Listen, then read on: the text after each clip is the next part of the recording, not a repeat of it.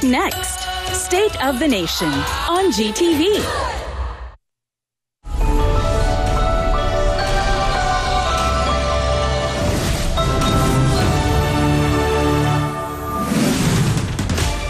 Tatlong araw bago ang Pasko, mga tiket sa ilang bus terminal nagkakaubusan na. Hindi na uuwi. Sitwasyon ng trapiko sa ilang kalsada, silipin live.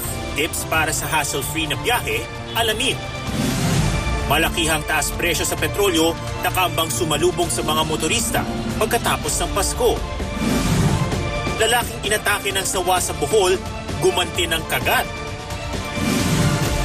At Herlene Budol at Bianca Manalo, may sinabi tungkol sa nag-leak na private conversation daw nila kay Rob Gomez.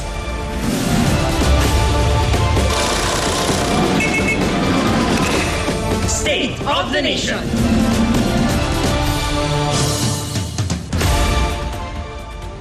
Live nakuha po yan sa NLEX northbound, EDSA Cubao, Rojas Boulevard at EDSA Regalia.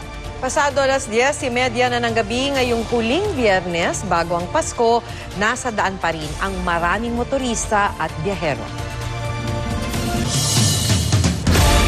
Siksika na sa mga terminal ng bus, sa mga port at paliparan